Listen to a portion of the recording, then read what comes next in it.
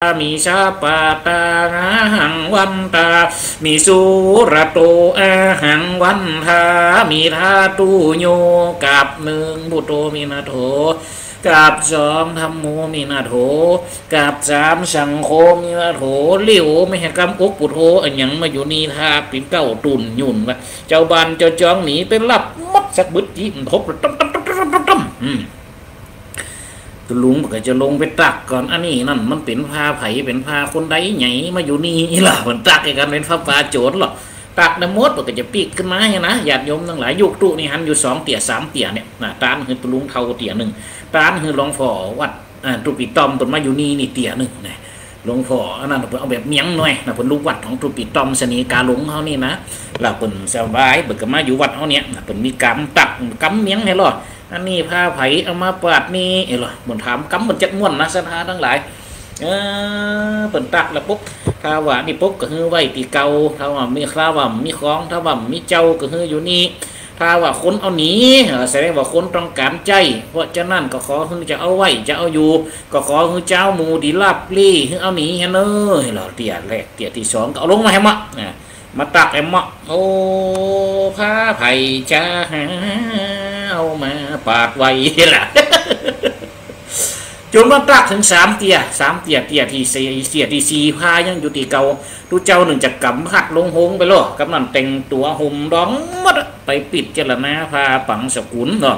พาครัวอย่างนั้นก็จะเป็นโต๊ะเป็นของดูเจ้าก็จะเป็นผ้าเป็นใจกันเนี่ยญาติโยมทั้งหลายกับฟ้าสะบงสะลุงจีวรยังมูเนี่ยดูเอาไปใจสวยกันนี่นะโอ้พอแล้วศรัทธาทั้งหลายแต่ถ้าไปเนี่ยกับคนบ้านนี่ตุเจ้าปวดจะเฮกล่องไปเหือไกลจะถึงบ้านหลังนั้นปวดจะย่างนะกับกล่องอันไหนที่เฮไปกับอันที่ไปเฮร้อยกระทงนั่นหรอกมองจริงมองจริงมองจริงมองจริงมองเอาวันเพ็ญเดือน12ประกันไปละลวดแป๊ดทั้งนั้นอ่ะเอากระทงไปร้อยให้ก่อนแล้วสเปาไปร้อยให้ก่อนแล้วไปเกิดเอามาเป็นซินเป็นเสียเป็นของคบของกินยังเป็นขิงคาจะไข่ใบหมูดเดี๋ยวเอาใส่อันนั้นมาโลกไปเอาอันนั้นเอามาเราไปตามตอดนี่สมนักเขาจะหันเป็นหนีเป้งญาติโยมทั้งหลายยุกตุเป็นละอ่อนยังมีอยู่นะตามตอดนี่แต้มเดียวนี่หันกันมีที่ไหนวะส่วนมากขั้วที่ใส่กระทงกับใจแล้วล้เดียวมันจะยังตะกอนแล้วล้ผลแป้งสเปามันจะมีสเปาแล้วมันเลยเป็นกระทงโอ้กระทงแต้มตัวนี้เอาใส่หลังรถคนตานงานไหมพญานาคนี่เขี้ยวสางหลังเลยโลกต้องเฮกันไปลองฟิงกันไปเปิดเสียงอรรถเฮตึงกันปัดอย่าไปถึงปุ่นโยกลงกับที่เป็นกระทงกันเอาไปร้อยเงี้ยอันที่เป็นสัตว์ตวงก็เอาไปร้อยเงี้ยอันนั้นเอาไปไหวแข่งไม่ปีหน้าไอ้โลมันเป็นสังคมอีไปหันล่ะนะจะเนาะมันก็ยุคเก่าดิที่เป็นสังคมจะอันเพราะมันเป็นอดีตโลกมันเป็นเหตุการณ์โลกสถาบันดาพ่อแม่พี่น้องเนาะมันจะเป็นอย่างใดอ่ะแหมมันก็เป็นอย่างเอี้ยกันลู่ลงกันไปในน้ำวักน้ำสกัดพุ่มพั่มปุ่นสักกระทงกะเป็นกระทงสมัยตะกอนนี่มันเป็นสเปาเนาะต้องมันเปียงแหละไปปุ่นไปอยู่น้ำตาดูกับเปียงเป๊ไปล้อหันนะจักเขาใส่แป๊กับยู่หลอกน้ำไปละนี่มันก็เป็นนาไปเดี๋ยวหนีแฮม8 ค่ำนี่กายไปแล้วนะเดี๋ยวหนีแฮม8 ค่ำนี่ไปละแต่ว่าวันพัดปุ่นละวันนี้วันศุกร์นี่แฮมเก่าค่ำมาตกเป็นวันนี้วันศุกร์เอาเราก็เตรียมตัวเป็นวันศุกร์แล้วปุ๊บอย่างไรสถาบันดาพ่อแม่พี่น้องนาบนี่ไปแฮมกันดับปุ๊บกับ3 ออกค่ำเดือน3 ออกค่ำ3 4 ค่ำ3 2 ค่ำ3 ค่ำ4 ค่ำ5 ค่ำ6 ค่ำ7 ค่ำ8 ค่ำ3 ออก8 ค่ำบัดห้วยแหนห้องนี้กับประเพณีตามเข้าใหม่โลสถาบรรดาพ่อแม่พี่น้องบางคนก็อย่างมาตานเจ้าปัจจัย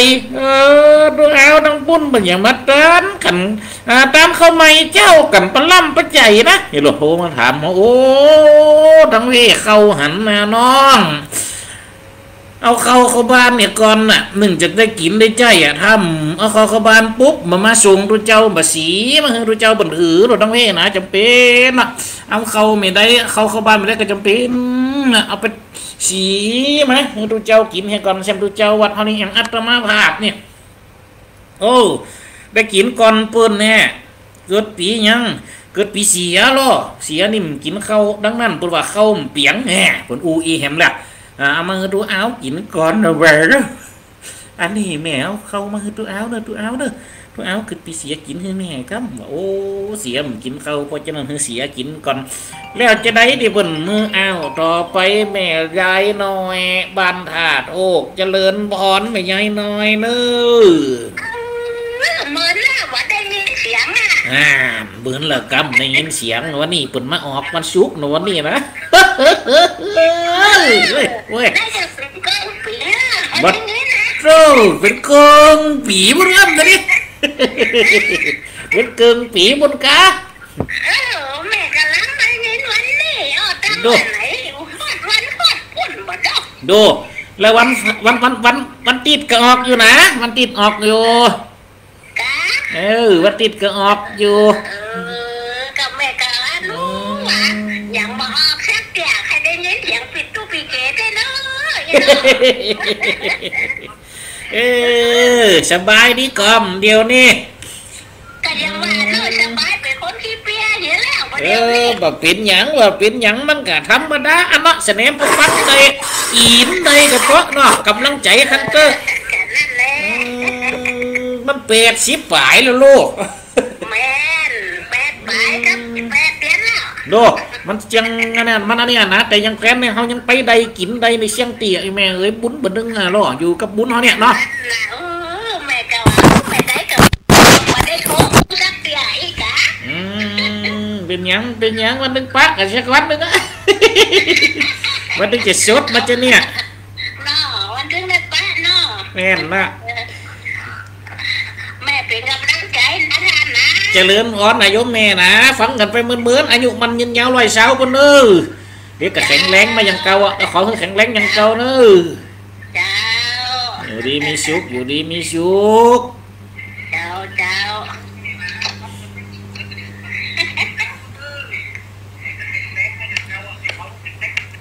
อันนี้กับแม่ยายน้อยบ้านถาดโหก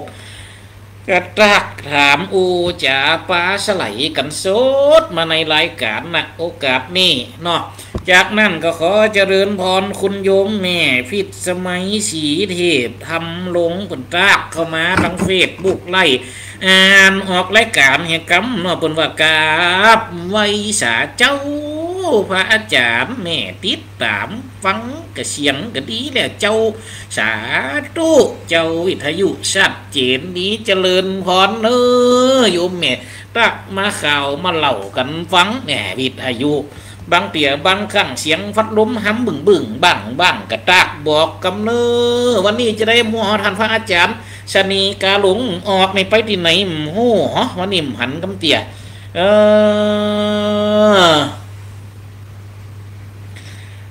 เปิ่นว่าไปธุระเชียงใหม่แวะเข้าห้องน้ำเวียงเป่าคนเท่าขายหวยตัดชื่อหวยก็เจ้ายายช่วยเจ้าชักใบหรอแกก็อูไว้ในหันนะบอกเอาเตียนเนาะถ้าไปถามมาทันอยู่ถามไปถามมาทันอยู่ไหนเฮาอยู่เจี๋ยห่มลำปางเห็นหรออันนี้บนดูนะท่านทางอาจารย์สนีกระหลงอูแล้วคนย้ายไปก็อูล่ะกับเจ้าเจี๋ยห่มก็หูจักอาจารย์สนีกระหลงก็เห็นหรอเปิ่นจัดรายการวิทยุเห็นหรอไม่ย้ายนั่นว่านะตัวเอาตรอมกันตรอบนี่ก็เลยหันตัวแต้ปืนก็เฮโลแล้วก็เคยหันตัวแต้ปืนก็เฮโลโอ้นั่นอันนี้ท่านตอมว่าท่านสนีกาหลงว่านะไม่ย้ายกับบ่เคยหันกำเตียได้ยินกับเสียงนี่งั้มมันว่าเสียงนี่ม่วนเปิดตัวแม่เอ้ยอย่าไปหันถ้าหันเด็ดโรอีแม่จะหู้ยักผีเสียสมุดมีจริงแล้วท่านอาจารย์สนีกาหลงหรอก็เลยตอบหรอกติยืนอยู่อันนี้กะนี่สนีกาหลงหรอย้ายบนฮะเฮโลดีใจเต้นหงนั่นน่ะขนาดคนเฒ่าอายุ90 ปลายเขาลูกเต้นหงน่ะต่างเวียงเป่าฟังกันขนาดยายก็ไปอูเขากะว่าปะตัวแต้นี่โจกตังหือเห็นลอยนั่นเขาว่าเอาก็ได้สรุปเอาหับของยายมาเห็นลอยเอาคืนมือปุ่น200นั่นเนี่ยตอนดีอินดูเนาะคนเฒ่าคนแก่เนาะ เนี่ยเปิ่นไปเชียงใหม่เมื่อก่อนรู้ว่านี่ท่านพระอาจารย์เสน่ห์กาหลงไปธุระปะหวังเปิดกันเอามาบอกในเฟซบุ๊กนี่เนอะศรัทธาทั้งหลายใครเป็นเปี่ยนเปิ่นก็เป็นเปี่ยนเปิ่นเขานี่เป็นเปี่ยนเป็นเตียนเพราะเป็นซิวด้วยนะเฟซบุ๊กแค่นะนี่เปิดก็มาเล่ามาข่าวเขาฟังนี่อันนี้นะศรัทธาบรรดาพ่อแม่พี่น้องตะกี้อูถึงไหนล่ะเปิดกระโถเขามาหาเขาอูถึงเลี้ยงฮีดห้อยปลาเพนี้กันตามตอดมันก็มีอยู่ฮีดจะนี่มันกระสดมาเผียวบันเฮามันกระสดมีอยู่แม่ในสมัยนี้มันเป็นสมัยที่มันทันสมัยญาติโยมทั้งหลายล่ำจะมีเหรอคนเท่าเดี๋ยวมันจะไปตามตอดนี่แต่ยังกับหมูอัตมาภาพนี่กระยะอยู่นะศรัทธาทั้งหลายน่ะเนี่ยอยู่ตรงเดียวอย่างกับทันกับมันย่างปนิมกี่ปีเนี่ยท่านหลวงพ่อท่านก็คูเจ้าคณะตำบลปุ่นไปตัวหรอกปุ่นใครสบายเขาก็เลยยุดโยดไปเห็นสักวางหนึ่งนะแล้วก็เลยบัดได้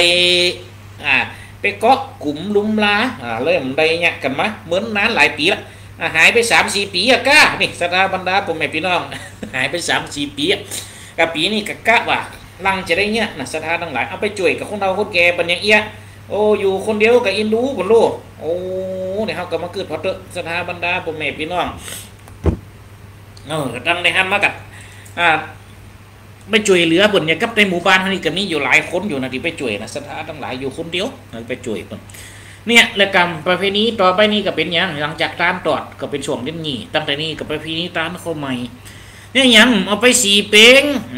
จะเป็นไปสีเป้งไปยังไงกะสีเป้งกับประเพณีเสน่ห์กาหลงลกวัดอาจารย์เสน่ห์กาหลงขนาดปะประเพณีสีเป้งเนี่ยศรัทธาบรรดาพ่อแม่พี่น้องโอ้ไก่เนี่ยยังได้ประเพณีสีเป้งเป็นประเพณีสงฆ์หน้าพระธาตุปุ่นโลกก็จำเป็นนะประเพณีละพรกันไปวัดอาจารย์เสน่ห์กาหลงนะพระธาตุปุ่นอยู่นาวัดทำเขาก็เอากล่องออกวัดเห็นไปมงจริงมงจริงมงกันไปถึงปุ่นก็ปะตุ้งมงพอเราขึ้นหากันบนด้อยบนเพียตั้งตีนด้อยเท่ากับพรตีก็ไปพรเอาบนหมดนะดังตีนด้อยขึ้นไปก็เมียศรัทธาทั้งหลายไปถึงบนยมแหบปากกะเนี่ยศรัทธาเพราะว่ามันตรงกับลูกของกระถามาตั้งเฮ้บนนี้มากินเข้าไม้กันเจ้าอย่างกับเจ้าอูฟังนะศรัทธาทั้งหลายเขามันจำได้หันนันบนจริงมันหันนาน้องหรอศรัทธาทั้งหลายเพราะฉะนั้นก็ต้องตามเห็นก่อนมาถึงปุ๊บก็สีเอาเขาบันเดียวนี่ก็ตึงได้ยินเสียงแล้วนี่รถโม่เนี่ยรถเกียวซ้ำมากำเดียวเกียวลวดตีสมัยตะกอนนี่โอ้เดียนนี่นี่บัดตีเขาปีชมสูงนี่ฮะเขาเป็นละอ่อนเขาเป็นไหลกุมหลุมดำขึ้นตีสูงพอมานกุมหลุมนี่เอาวัดเดี๋ยวกุมหลุมบันเนี่ยห้องไข่วลุมาตุกในสมัยเก่าอ่ะแล้วเขาไปหันเสวัดแต่ปนโอ้อยู่เพ่ป้าโถกุมหลุมกันยังมาไก่แต่ไก่วัดแสดงว่ามันกลัวยังสักยังเนี่ยหลับป่ามาคนเดียวนะโดกุมหลุมนะมาตุกวัดมาเฟ่มาตุกกลางโต่งก็เป็นป้าละอ่อนหล่นได้ก้นกันแซมแรงนั่นล้มตึงล้มหนาวเลยล้มหล่องริ้วเย็นจะจิวหนาวก็มาหนาวแก้มเย็นเสียงวัดพนอกเสียงบทเทศทำออกไหมกองอวดหลัวน่ะเอาหล่นละอ่อนหล่นไหลกุ้มล้มอยู่ลุ่มบอกมันเป็นผูกย้ำแรงเหรอฟังดูเจ้าบทเล่นกาบสมัยตะกอนเขาจำเสียงได้อยู่เสียงตุปีสมคิดถีระจิตโตเจ้าสาธุเจ้าบ้าละกาวัดห้วยแหนเขาเนี่ยเสียงม่วนศรัทธาบรรดาพ่อแม่พี่น้องลมกีวก็มาสิวลาลิ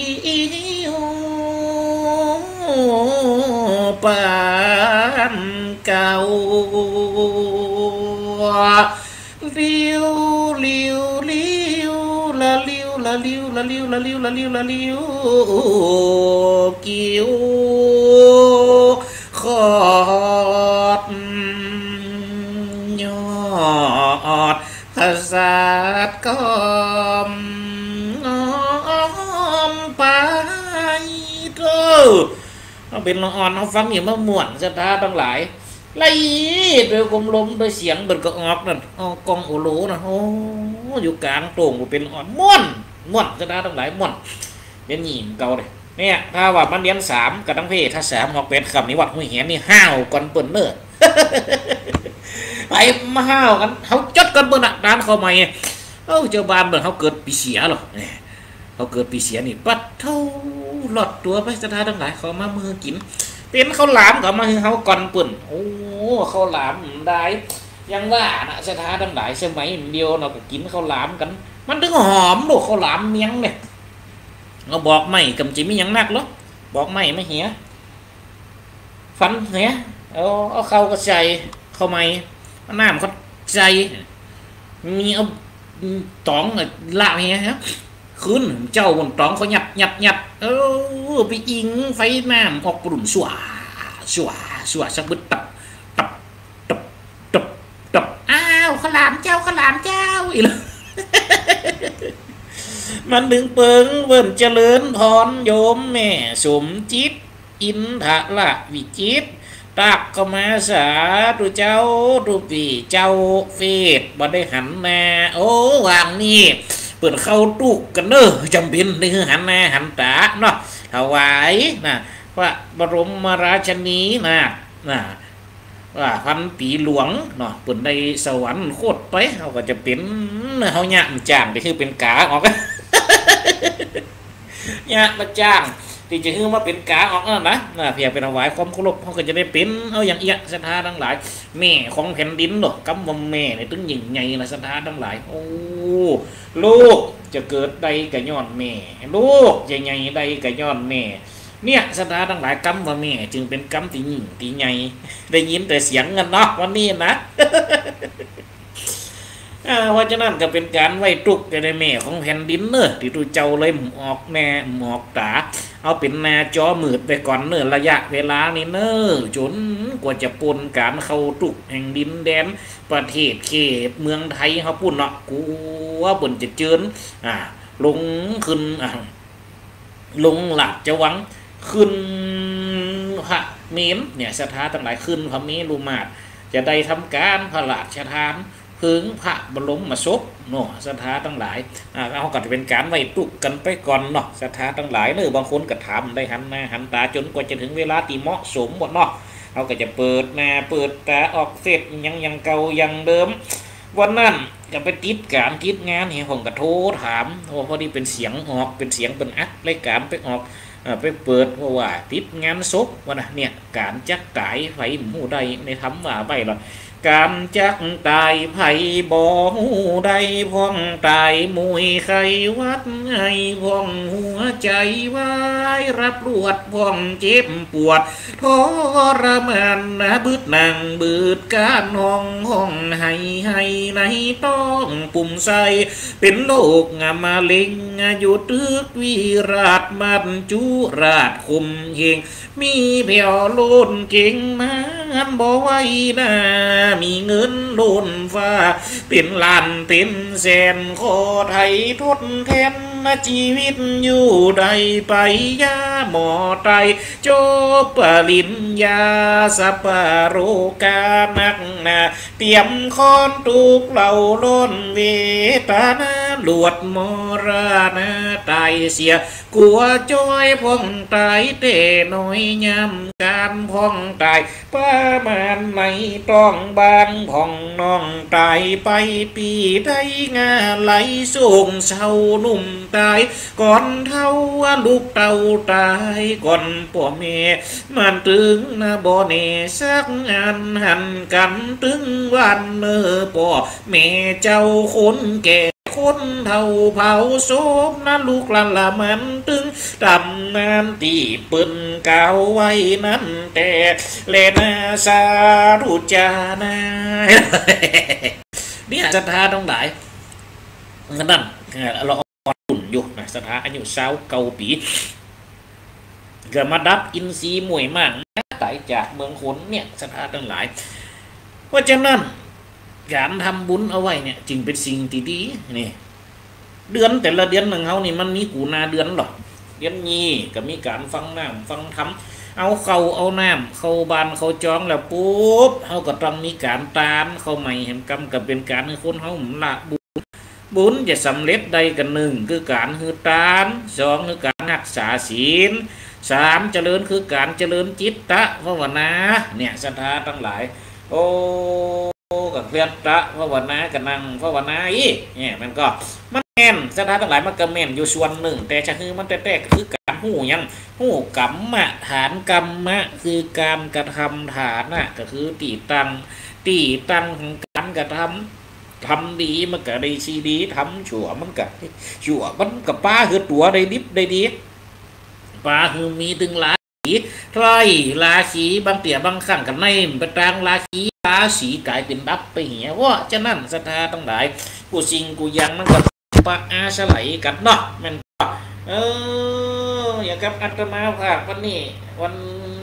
กะได้ไปปะไปปลุกกับศรัทธาหลายผู้หลายท่านเหมือนกันอย่างกับอาจารย์สนีกะหลงเบิกกับไปธุระเชียงใหม่มาเบิกกับไปปะนอกปุ่นขายหวยเบิกกับถามขายหวยโอ้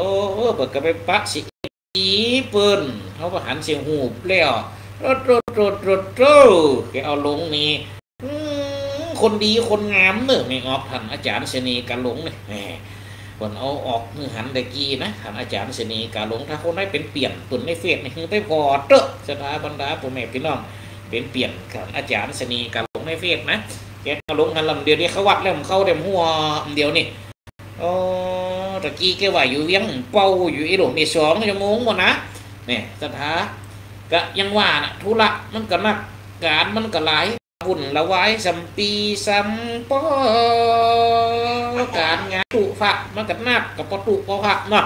มันจะว่าอันละเอียดบุคคลหญิงเนี่ยนักกว่าตุก็ผักปุ๊บเกิดมาเนี่ยปุ๊บมีอาชีพกันนะสถานทั้งหลายมีอาชีพหนึ่งตีส่วนมากนี่ล่ำสักเดียจะปะคนยิ้มนี่บนนึกว่ามียังตัวเจ้านี่อยู่2แบบอยู่นะปลุกถึงคนยิ้มปลุกถึงคนให้2หมอไปหาหมอนางาน3ตำรวจนี่ศรัทธาบรรดาพ่อแม่พี่น้องหมู่ปุ่นเป็นครูบาอาจารย์กาเนี่ยเป็นเจ้าหน้าที่ธนาคารกาเนี่ยเป็นรัฐวิสาหกิจต่างๆนะกะอันนี้คนไปกับโปโต้บางคนสมัยธนาคารปะพอเลี้ยงแม่เลี้ยงฟังแล้วมันม่วนใจศรัทธาบรรดาพ่อแม่พี่น้องเลยก็ยังกลับมาเข้าวัดนี่ทั้งหลายโอ้ลองคือเตอะไปบางเตี่ยบางขั้งโดยเฉพาะจังหลงเขามีสำให้ถือสปะมาเขาแดงได้กันโลดมาหาตัวเจ้าโอ้ศรัทธาบรรดาพ่อแม่พี่น้องหมู5 กีบกันโลดสดมาฮือตัวเจ้าแหมเกิดมาหูปีนหูเมียนปุ่นเมียนตันกับเอาไปฮือตัวเจ้าชียานเขาก็ต้องเลยครับไว้ก็แถมอาชีพหนึ่งเขามาฟอดคุณหมอเนี่ยเต็มมาจิปะคนยิ้มแย้มแจ่มใสสักเดียนะคุณหมอนะเราคือว่าเตอปะกับคนงามไหม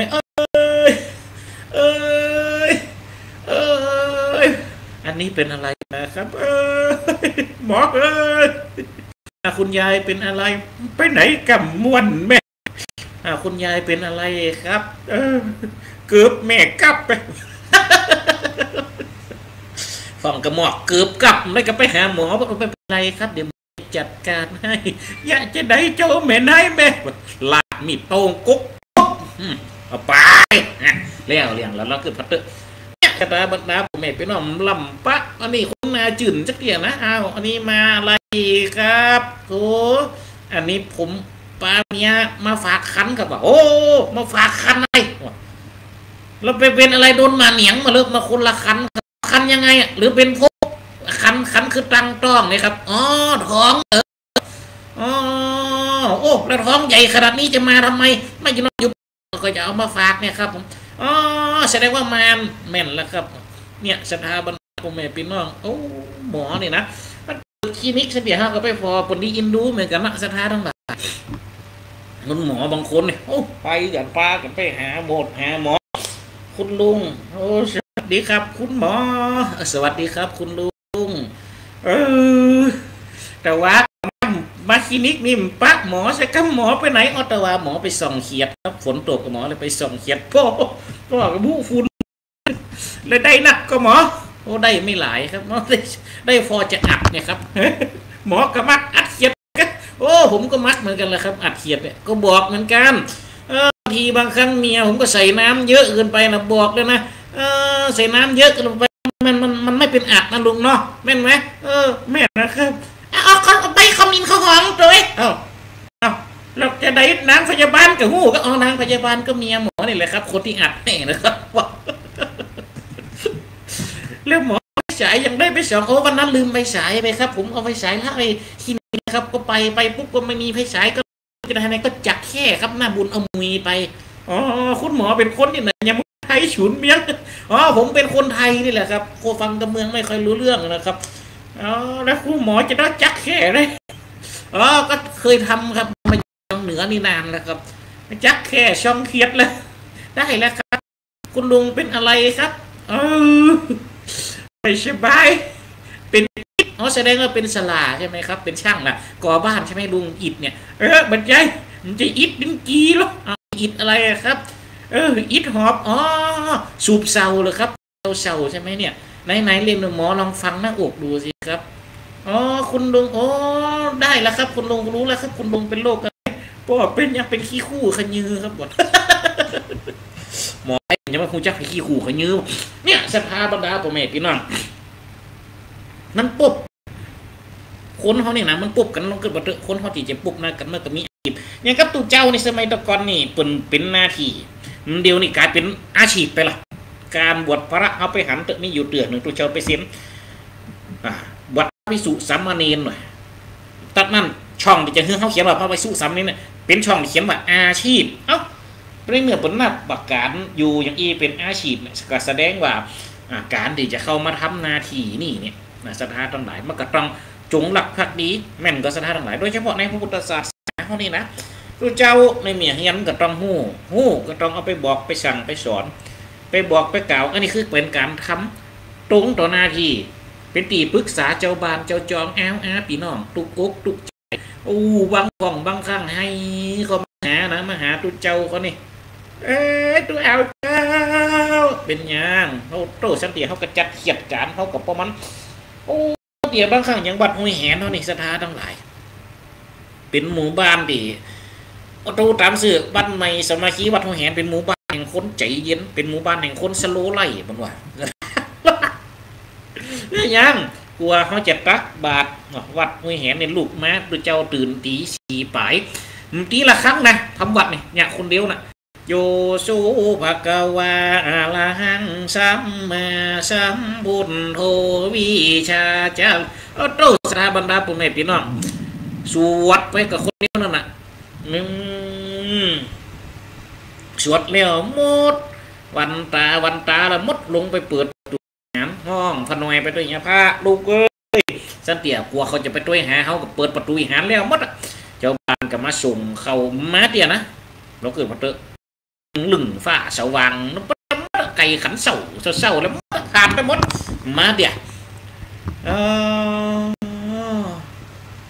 จะดอกำลังปุ่นขวายบนเจ็ดมึงเป็นตีตังวัดห้วยแหนเขานี่นะเจ้าบ้านเจ้าจอมหนึ่งจะมากันมาถึงปุ๊บปุ่นก็เอาทนคามาตังละลูกเอาหอมกันป้านี่ศรัทธาทั้งหลายหอมเขาวัดเขาว่าไฟมีโดยใส่ตัวได้ก็เลี้ยวแต่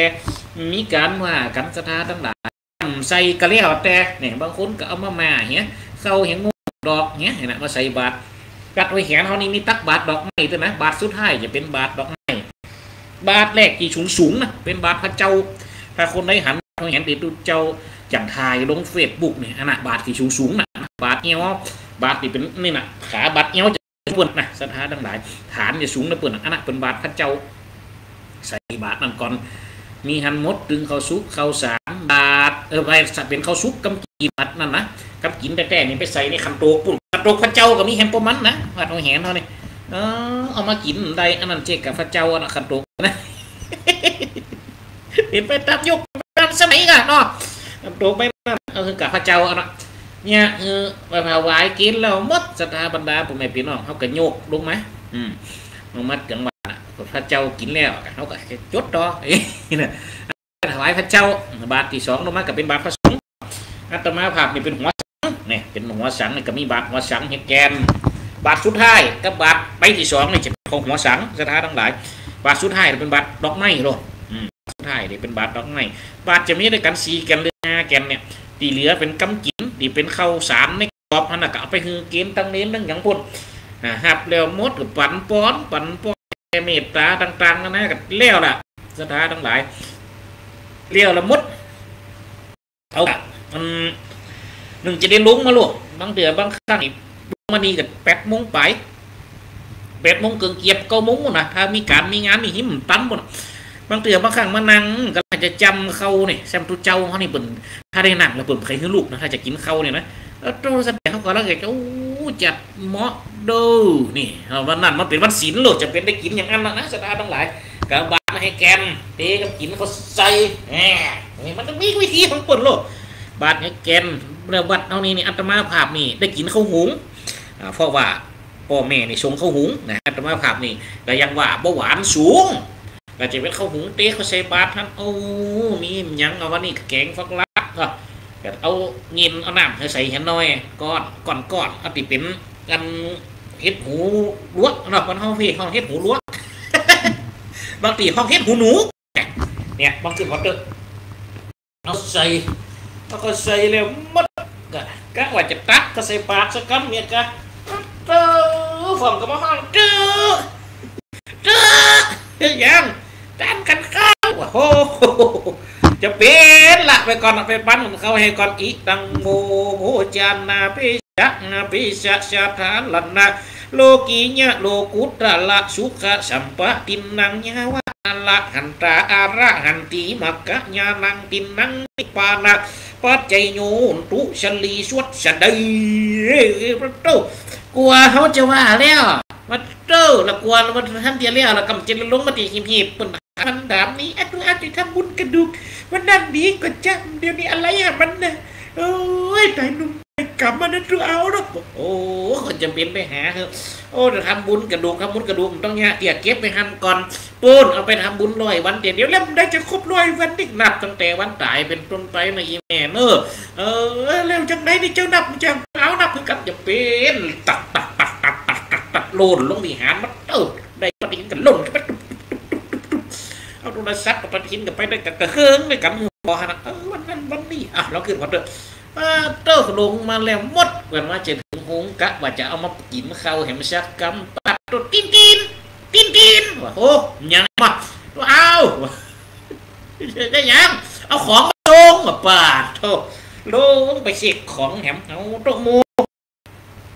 เอาปลาหมูยังหมู7เนี่ยมันนี่แล้วมา1 2 3 4 5 6มา6ตัวเห็นพวกไปไหนหมดนะดูไปชอบจะเป็นหนังโหลดไปตัวชอบตัวหมูตัวสุดท้ายปาดเถอะเจนจะเกามุ้งฝ่ายจะได้กินข้าวกินน้ำปีกมะฟอมเนี่ยเขาเม็ดแขนเจ๊บัดโลกสันทาทั้งหลายเนี่ยโลกมันก็ยังว่ามันเป็นสิ่งดีเขาพอเขามาทำกันทีจีจนคนปัจจุบันเนี่ยเป็นอย่างกะ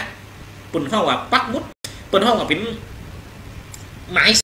ด้วยคือสิ่งเหล่านี้เป็นอาชีพไม่เห็นหรอสถานทั้งหลายลองขึ้นพอเตอร์เป็นผู้นำเลยนะสถานทั้งหลายเป็นหนึ่งนำแต่ผีเขาไปเหี่ยวโดนไปสถานทั้งหลายคืนเนียนใหม่แต่งงานยังกระตามปัจจุบันสมัยตะกอนแต่งงานนี่จะลำได้ใจตัวเจ้าเดี๋ยวนี้ให้ตัวเจ้ามดมือจันวันนี้เขาลองขึ้นพอเตอร์ฝ้าตีแฉงหัวเลี้ยงหมอนแหมกุ๊กเฮียนใหม่จะใส่เฮียนเก่าจะเข้าจะออกก้อนตู้บางอันบางสิ่งนี่อย่างกับได้วันดีนี่อย่างกับจะไปหายามชนะนี่ตู้ไปพอตะวันหมดนะสถาบันดาบุญแม่พี่น้องจะปุ๊กเฮียนใหม่นะนี่จะเอาหัวไปดังใดหยำเก่าเอาเปี๊ยละมังมาเนาะเอาน้ำเสร็จละมังมาตั้งแม่เล็กมาดึงนี้แม่เล็กแกนเอาย้อมบนหัวไม่ฮะถ้าว่าไปตั้งเหนียซื้อแซ่บหมายตั้งเนี่ยเป็นตั้งเหนียเนอะที่มันจี้เนี่ยนะแม่เล็กจี้เนี่ยแล้วตอกไม่ลงฮะอันนี้เอาเป็นหมายเนอะเอาตั้งสันนี่เป็นคุ้มเนี่ยเอาลงนี้เนี่ยสถานหลายเขาลองเกิดว่าอันนี้ทุเจ้าต้องไปยากคือเปิ่นนะเอาไม้มานอนเลี้ยงกันหาวันปุ๊กก็ออกก่อนมันผูกจะปุ๊กวันนี้ทุเจ้าต้องไปถอนน้ำกำว่าเอาไม้เสาไม้นอนเลี้ยงกันทั้งหมด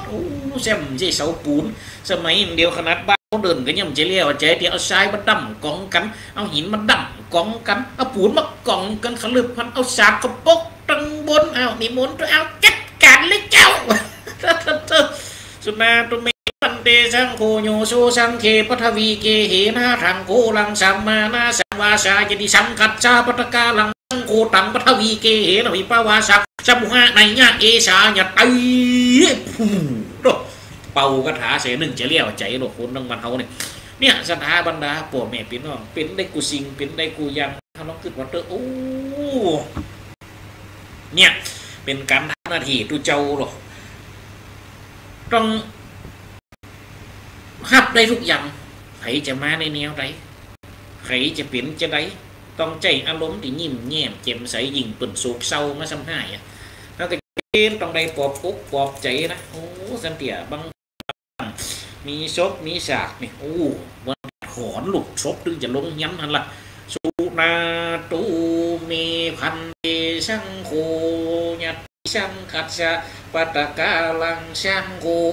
ยังนี่โต้ฟองให้กุยขึ้นมาเล่นอะไรมันอยากอ่านจื่อนี่โต้ฟองให้กุยขึ้นมาเนาะก็จะเป็นน้ำจูบนดักเกียรจังรังว่านะคนให้กับมดก็จะเป็นยิ้มแย้มเลยก่อนปลอบอกปลอบใจนายิ้มปลอบใจบางคนถ้าไม่รู้อะไรเกินฟ้าลูกนี้เขางานตายแท้อันนี้มันนั่งยิ้มแบบแล้วมาให้อย่างมดก็มันก็มีไผ่ปลอบใจมันเริ่มสีปากเหมือนงอนเมื่อกี้เฮ้ยกันนี่ทั้งหลายก็ต้องเป็นผู้คนหนึ่งที่ต้องปลอบใจในการมาทำหน้าที่นี่คนใดนั้นคนนั้นจำหูเนี่ยอย่างกับตัวเจ้าเนี่ยคนกับไปโรงพยาบาลก็โรงพยาบาลเป็นห้องเข็มไปในนี่เป็นเลยเอกชนเป็นเลยหมอยิ้มแย้มแจ่มใสนี่จะได้มันเอานี่หมอปากเจ็บขนาดลูกเจ้าเนี่ยมันจะได้ขึ้นจังน้ำหนักได้นะมันทอดเกิบจะได้หมอเอ็กซเรย์ว่ะเนี่ยเขาลองเกิดพอเถอะมันก็ย่อมจะต้องเป็นธรรมดามันก็เขียดมันก็มีของคนเขาหน่อยป้าหลายอย่างหลายอันจิตต่างครูอาจารย์ต่างวัดลูกต่างป่อต่างแม่จะฮือมันแม่อย่างเขาแต่มันจะไปมีอย่างมันก็จะต้องมีอุปสรรคอยู่หันธรรมดาต่างนั่นนะบนเรื่องว่าต่างใจต่างจิตหลางหลายความล้วนนั่นนะจิตต่างปลูกตึกกระแบงแยกเป็นห้องอ้อยหนึ่งปองกับมีคันเป็นคอ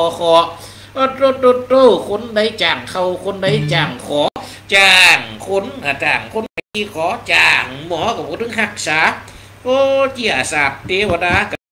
หักษาดูแลไฟเฝ้าผู้ที่เป็นเซียวดีก่อนเนอสุมามันก็มีเสียงโทรศัพท์ดังเข้ามาอันใดมันผิดมันถูกจะได้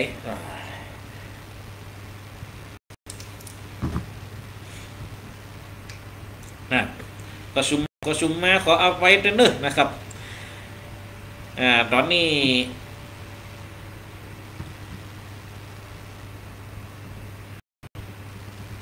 ครับผม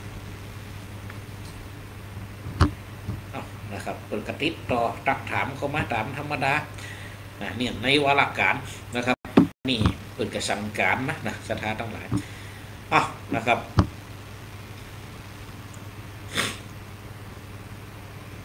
ขอโทษเนอะนะครับที่ได้มาคันรายการตอนนี้นะ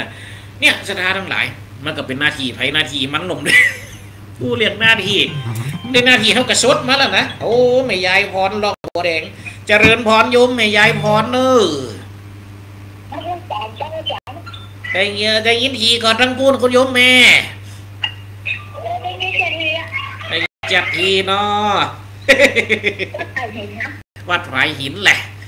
วันนี้กับปะปะปุบกันธรรมดาเนอะวันนี้เนอะอูจ๋าตำลงตำมานี่ไปเนอะวันนี้ได้ยินข้าวหัวอยู่นะได้ยินข้าวหัวอยู่นะได้ยินอยู่แหละเจริญพรเป็นอย่างยิ่งโทรมาคือกำลังอกมาคือกำลังใจกันนี่นะบอกมาเก่าตั้งดินฟ้าอากาศกระปุ่นเป็นอย่างไรพองดินฟ้าอากาศเป็นอย่างไรดินฟ้าอากาศมีฝนก็มียังก็โอ้ยังกันอันวันนี้กระแดดชุดวันวันนี้นะ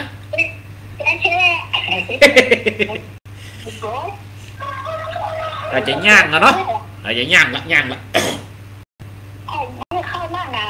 อีกหมดแล้วนั่นแหละ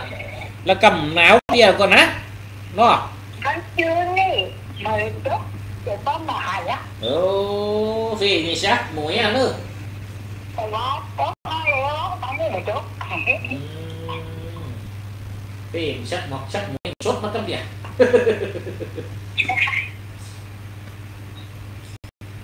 เจริญ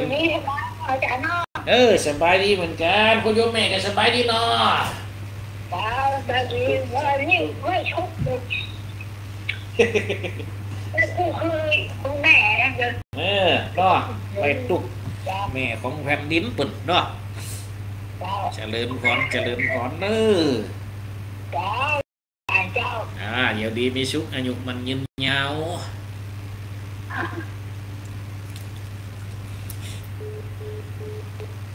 แกนี่ก็โยมไม่ใหญ่พรบันหลงวัดแดงบุญกันเนอโทรคอยมาตักถาม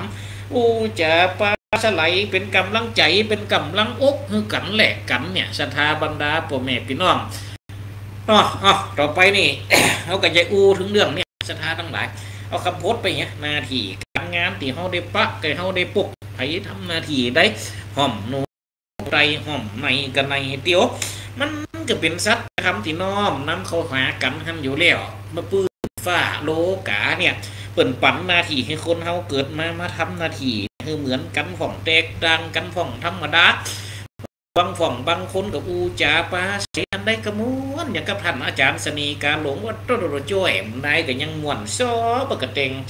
จริงกูยังเปิ่นกับปั่นมาท่านว่าอาจารย์บางรูปโปโตเปิดก็คือธรรมะได้กินอกคือธรรมะได้กินใจฟังมาฟังไปปั๊บโต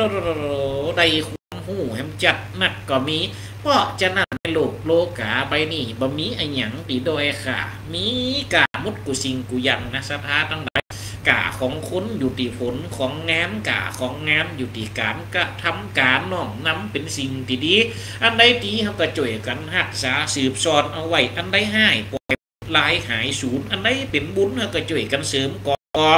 ปัดจุดจะดังสถาบรรดาพ่อแม่พี่น้องเป้งนำบ่อสืบจิตลูกจิตหลานเนี่ยสถาทั้งหลายเนี่ยเพราะฉะนั้นคนเฮานะมันทำเอาไว้สิ่งใดดีๆนะเป็นตัวอย่างให้ลูกให้หลานในหูได้หันแปลงนี้เอาไว้คือถูกแปลงนี้เอาไว้ให้ลูกแปลงถูกเอาไว้ให้หลานเนาะแปลงของงดงามสืบลูกสืบเต่าบุญวันนี้ได้ได้ยาได้พันละนามานี่ศรัทธาทั้งหลายจะใจระยะเวลาบันปลายเดเตียวมาถึงได้เตียวมาหอดมาจุมาจอดในทำกลางที่จาได้พันละนามานี่เนี่ยเพราะฉะนั้นเรียกให้มันกี่นาทีไปตั้งนา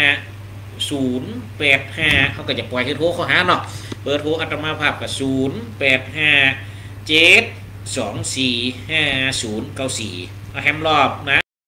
0857245094นะคนได้ว่างก็โทรมาในเวลานี้ถ้าคนได้เป็นยังโทรมาก็ได้จากันไปตามนั่น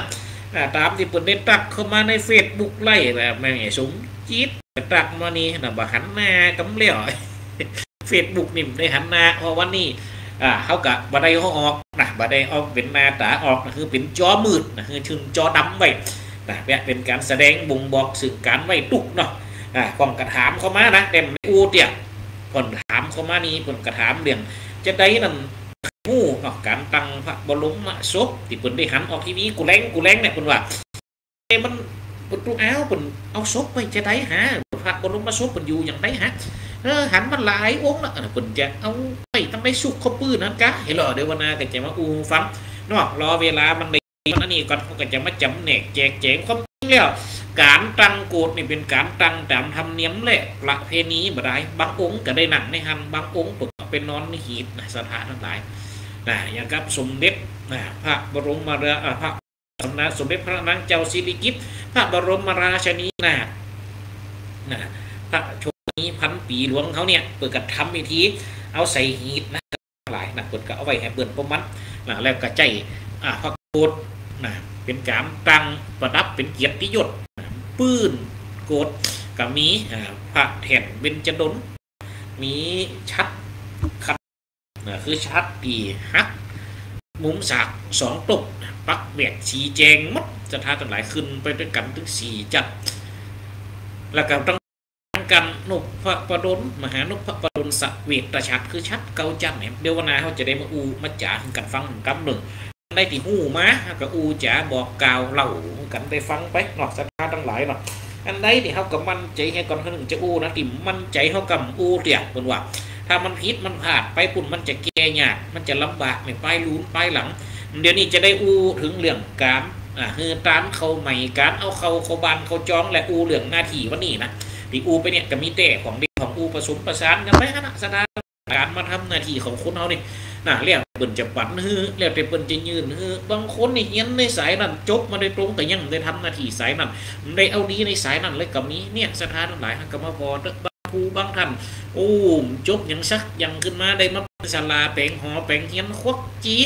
แปลงดอกตรองลายอย่างต่างๆนะโคตรงามประดุจจะดังหยาดฝ้าลงมาเต็มคือเมืองอินได้แสงลงมายังหลกมนุษย์สลดโลกาก็มีเฮาหันบอดเดือมีปลลือสถานทั้งหลายโอ้บางผ่องบางท่านจบมาโดยตรงยังซูมใดก็มีเนี่ยว่าจะนัดสถานทั้งหลายอ๋อกันนี่ที่ได้อูได้จ๋ามานี่เนาะกูคนเฮามามีกาโมดเนอจะโดยกาสักคนมีกของเฮาอยู่ในตัวเขาละการที่เขาหันกาคนอื่นเขาต้องฟอกาเขาคือได้ให้ก่อนแล้วเขาก็ต้องมองกาคนอื่นให้ก่อนจะไปมองกับคอรอยไปมองกับคอให้คือใดถึงคอให้และคือมองใดถึงคอดีนี่จริงจะเป็นวิธีที่ถูกต้องลูกแห่งของโลกาจริงจะงดงามไหมคนในโลกาเพียงนะใดกระทำดีสืบต่อไปใดเพราะฉะนั้นอันที่ดูเจ้าได้อูได้จ๋าอันที่ดูเจ้าได้พันละนะมาเนี่ยก็สมควรแก่เวลาเนาะสถาบรรดาผมแม่พี่น้องหากมีไผโทรมาแต่อาตมาภาพก็จะอู้ไปเพื่อเป็นการปิดท้ายขอบอกขอบใจไปตั้งคนฟังขอบอกขอบใจเจริญพรมาตั้งหันผู้หูที่ได้ฟังกำอูที่ได้อยู่กำจ๋าที่ได้พันละนะมาตั้งแต่ต้นตีสืบโซนมาจนเวลาใต้บุญอันใดที่เป็นบุญเขาก็ช่วยกันรักษาอันใดที่อัปลักษ์เกิดขึ้นมาเขาก็ช่วยกันถอดทิ้งปิ่นปุ่นเนี่ยร้อยสีบุญมีสืบต่อคือคณะศรัทธาอีเปคืออยู่ดีมีสุขอยู่เย็นเป็นสุขสุขกายสุขใจสุขถึงไปไหนสุขถึงไปหนอโดยปีโดยเดือนโดยวันโดยยามลัดก็คือได้เงินหมื่นตื่นขอคือได้เงินแสนแปลงมือไปดังใดขอคือได้เงินล้านขึ้นบ้านหลอกบ้านมีคนหนักหนาถือตาทั่วสากลโลกโลดหราต่ำไตมีแต่คนยกมือสากาบใบตั้งแต่เหนือต่ำไตตั้งแต่ไตต่ำออกปอกขึ้นเพียทิศตะวันตกติดซะตั้งสี่ติดซะตั้งแปดเตียวพัดเวทเป็นปีวันตะละฮะปูจาละฮะแก่คนและเทวดาทั้งหลายขอบุญทั้งหลายจุ่งใดปกปักขอจุ่งใดหักษาขอเทวดาเข้ามาอยู่เฝ้าสืบเจนลูกเจนหลานจูบเจนลูกเจนเตาเมื่อเป็นคนนอนสอนง่ายได้เป็นในพลในพันสำเร็จการงานชีวิตโอ้เจริญพรคุณโยมแม่ครับแม่สมบูรณ์เนาะเจริญพรเด้อเจ้าแม่สาวเจ้าตุโลในขังชัดเจนลิ้นชัดเจนนี่แหละเจ้าจับเสียงชัดเจนดีเจ้าสาธุขอบใจจะนักนายกแม่เด้อโทรมาบอกกันเด้อสบายดีวันนี้